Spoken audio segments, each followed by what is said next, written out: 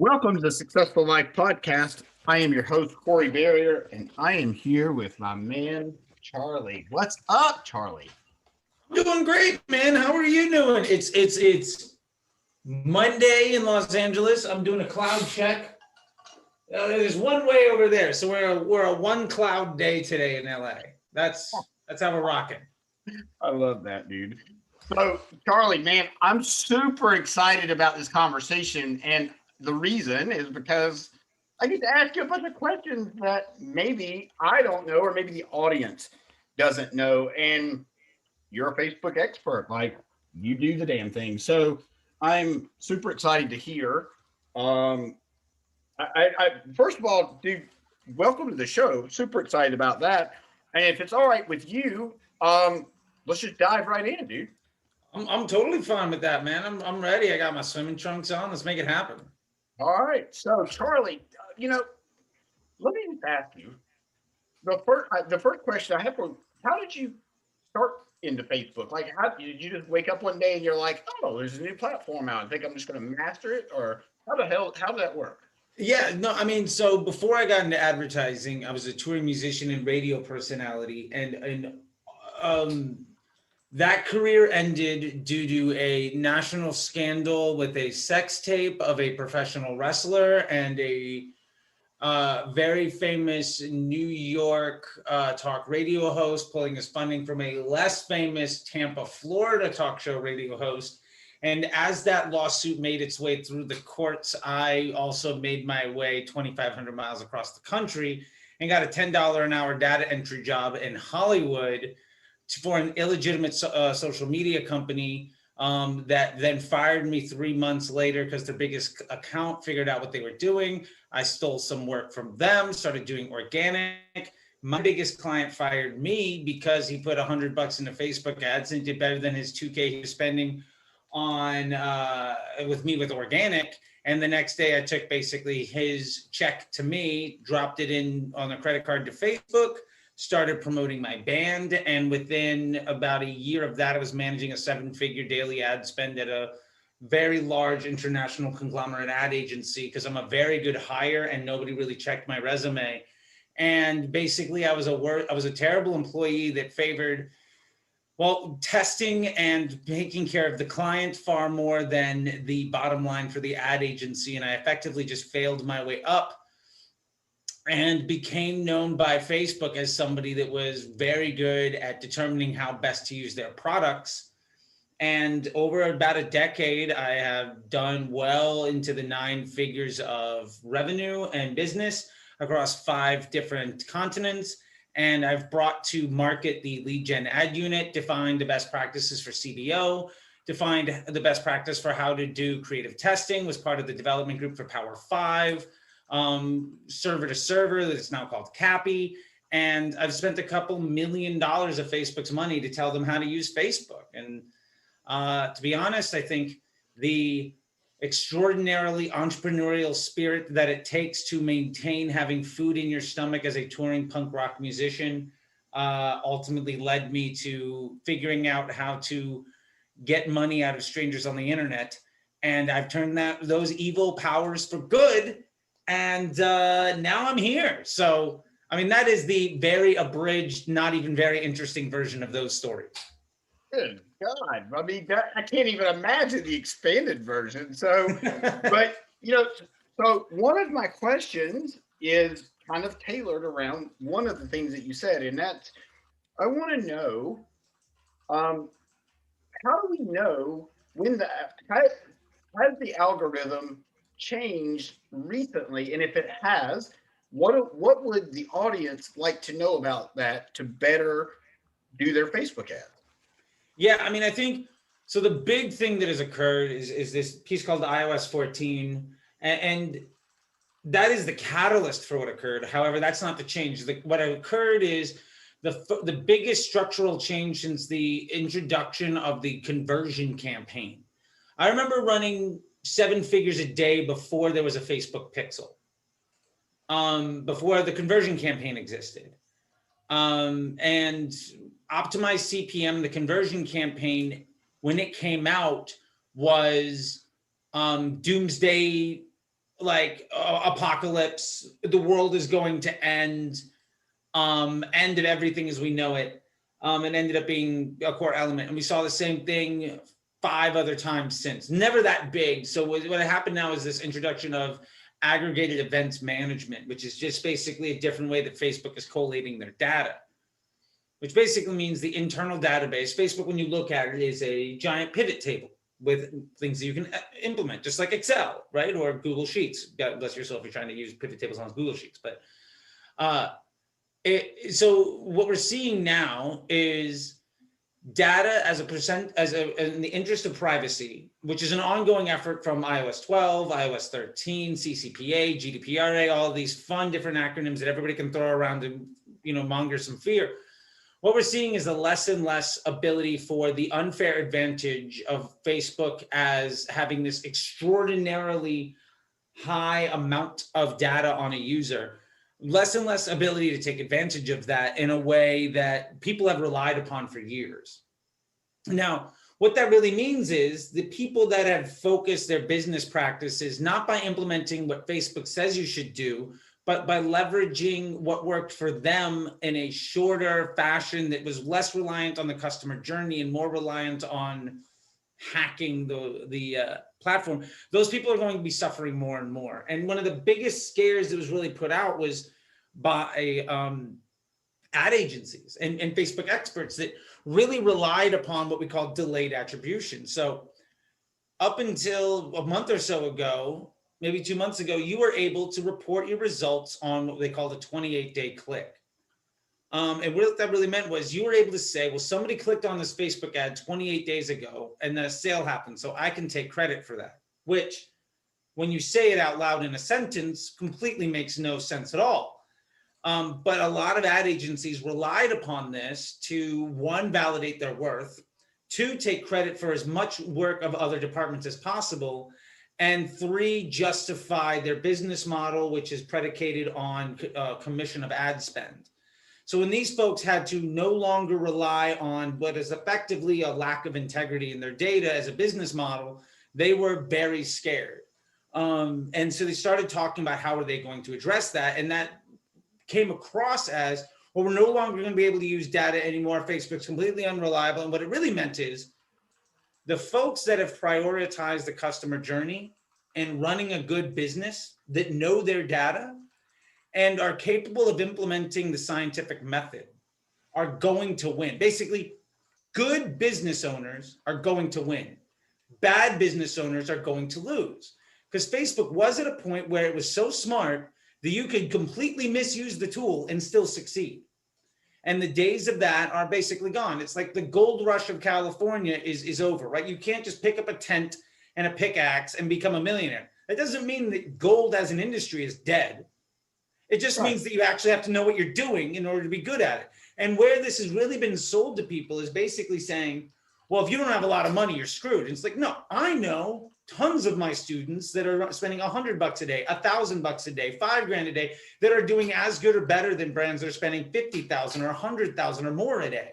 It's because they've set up their ad account to take advantage of the way that Facebook functions instead of prioritizing being smart and putting in a lot of hard work.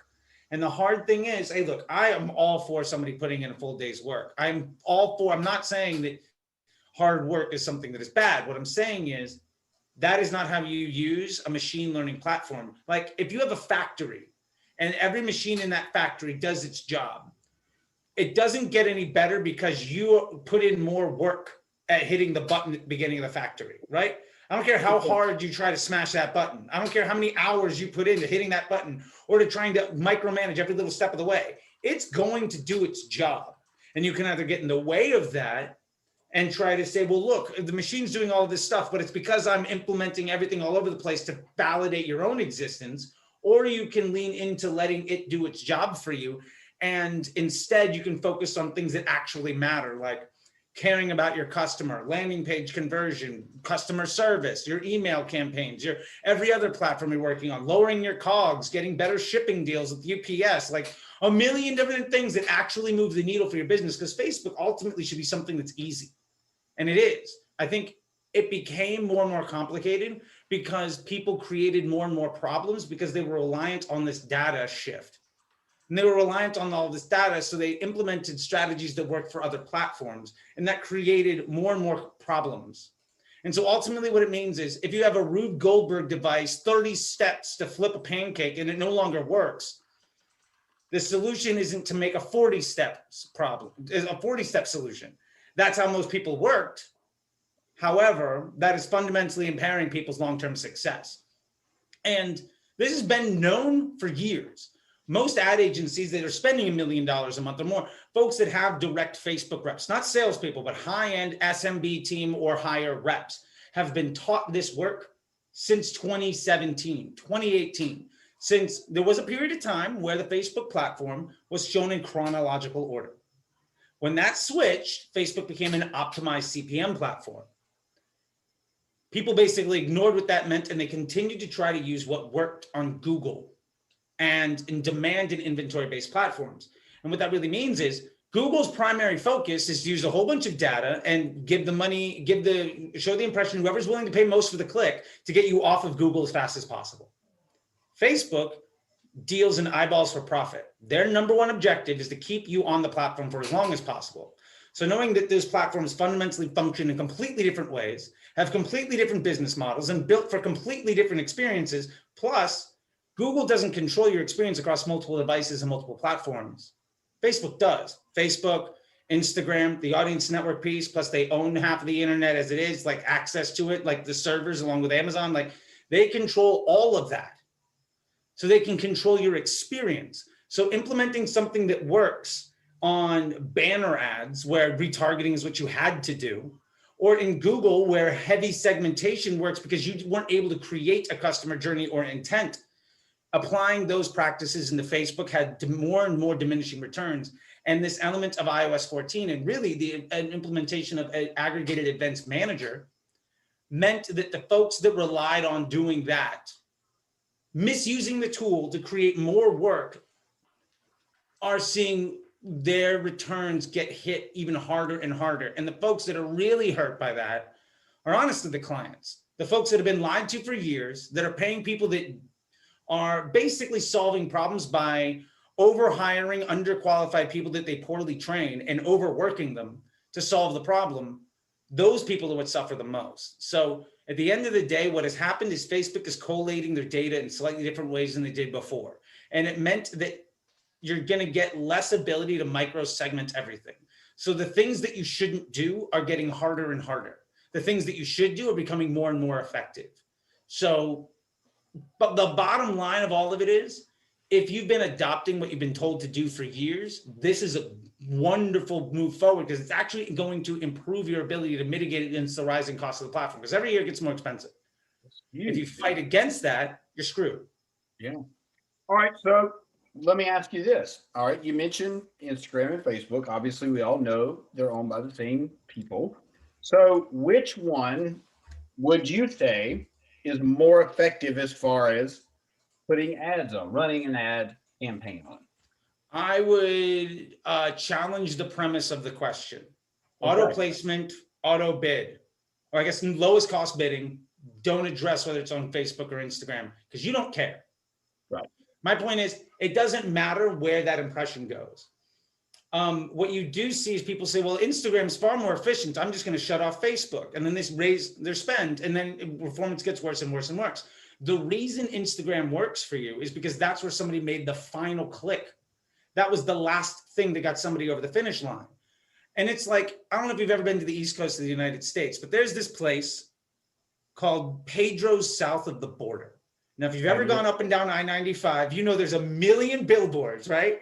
And they're like, hey, kids, keep yelling, all that stuff. Now, the idea that Instagram is where you should be spending your money says that it is the salesperson inside of the store at Pedro's south of the border that should get credit for the sale.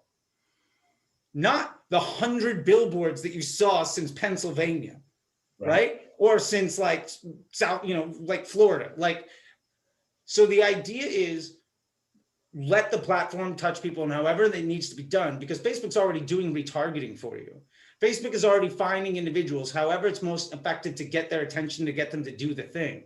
Just because You have some salesperson that pushes it across the finish line, like that person at the car dealership that sells you on the last thing of like, well, here's the protection plan. And that guy jacks it up 3K. That guy isn't responsible for millions of dollars of revenue. He's just the guy that tweaks that extra 3K on because he's made it that far up in the business that he doesn't have to do anything else. So Instagram is the thing that pushes you across the finish line. But if you don't have people prep for it, you're going to get worse and worse results.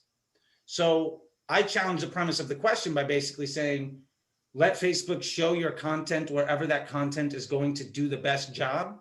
And your number one objective is to get better and better at getting actions to occur by people that see your content. Make your content better for the platform, increase your estimated action rate, and your bid will go down.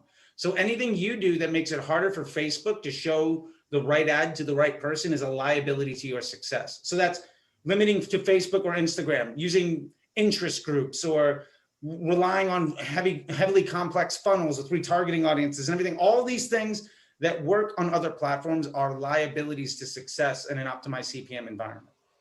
Damn, great answer, dude. So, all right. So my next question is, what? So if I'm a small business, I don't have any money because I just started, right? 2020 hit, wiped everything out, and now I've decided I am going to start a lawn service. But I just bought all my lawnmowers, and I don't have I've got very little capital to spend. How much money, as a young business that's practically broke, how much money do they drop into Facebook ads to make a difference? I would, honestly, I think it depends on whether Facebook ads are the right solution for you. And what I mean by that is you have to prove the efficacy of any marketing effort. And while I happen to be a Facebook guy, I've also managed, $1 million businesses, 10 million, 50 million, $100 million businesses across multiple channels, right? Sometimes SEO is their only channel and I have to be measuring their onboarding experience and everything else. My point is, Facebook is the right tool to amplify things that you do well. Facebook should not be the tool that is what you live and die by. If your business is going to live and die by your ability to make Facebook work for you, then you don't have a business that should be using Facebook. And that doesn't mean you have a bad business. 100%. You can be running the best business in the world and not be on Facebook ads at all. I know a guy right now that does $800,000, $900,000 profit a month, no Facebook ads. $50 million brand. He's killing it. He's not on Facebook because it's the wrong fit for him. And that's totally okay. And I'm director of conversion and revenue for him. So I have sort of an idea for his back end. The point of it is for that individual, Facebook might be a great way of letting the people around you know you exist. And especially for small businesses in local areas, maybe what you end up doing is a reach campaign where you're just optimizing manual bid on a CPM and you're throwing up as many ads as you can and just turning off the ones that cost more money to reach people. Because really at that point, the business objective of Facebook is not to make you money. The business objective of Facebook is to be top of mind when somebody wants that solution. So when somebody starts talking about something, when they start Googling things, when they start chatting about stuff or checking out websites, because Facebook is tracking billions of users on millions of websites around the world in 24 hours and basically updating that data in real time. When somebody shows that interest in their behavior and their actions on any device where Facebook is logged in, so their phone, their laptops, their iPads, whatever, then you show up because Facebook has determined, well, you're talking about this thing. This person would probably like to see this content in their feed. We can use your content to keep this person on the platform and we can pay you for that, or we can have you pay us for that. And that's their entire business model. So in that way, I would say your best effort there is to find whatever the most cost efficient way is to be reaching as many people as you can in a way that your business can afford, because it's an investment in the incrementality of your growth. If you're not looking at it that way, print flyers, do other work, because all of that is effective, but Facebook's probably not going to be the thing that gets it done for you. And it kind of goes back to the first part of this, right? The people that they didn't take people on a journey. They weren't customer slash client focused. And now that the things have shifted a little bit, and that maybe the folks that I think that you're really referring to are people that did depend on Facebook, like you said, to run their business. Yeah.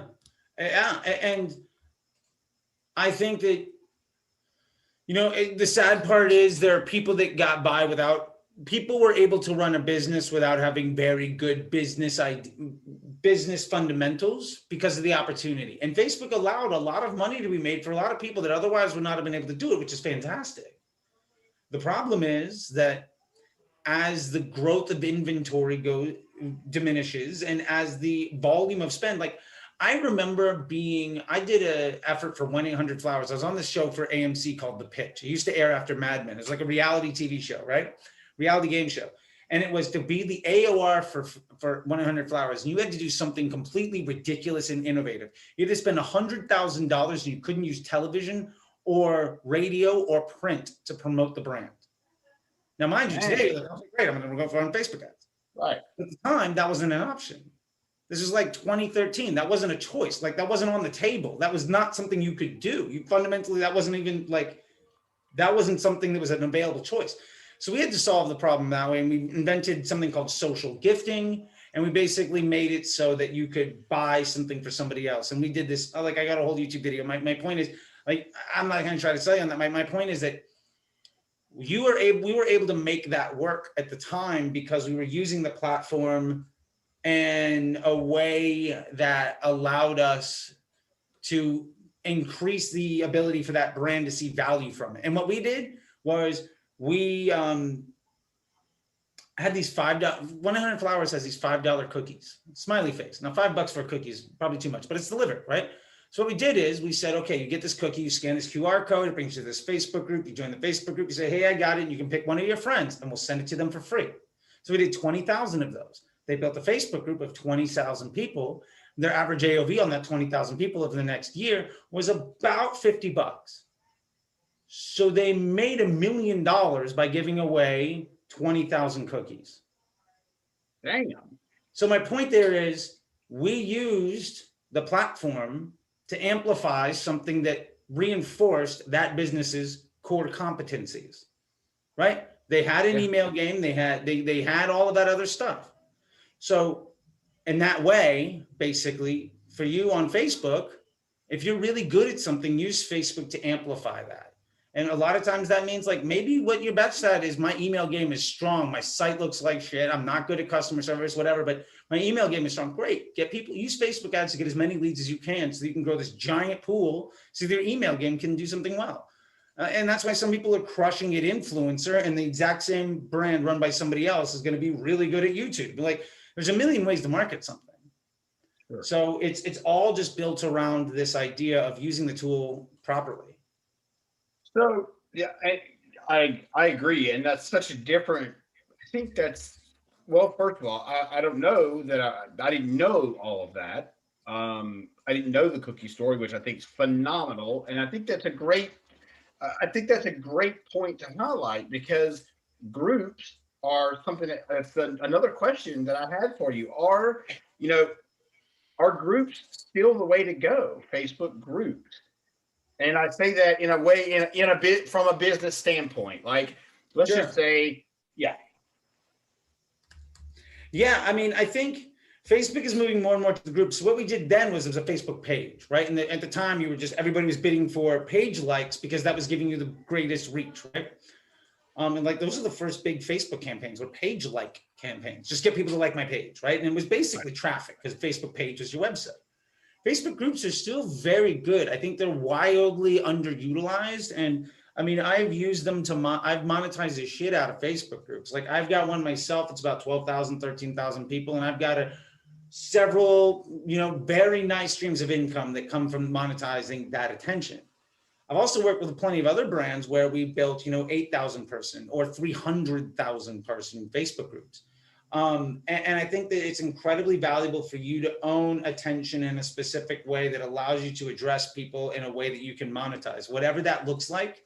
is really strong for you. For me, I'm garbage at email, but I can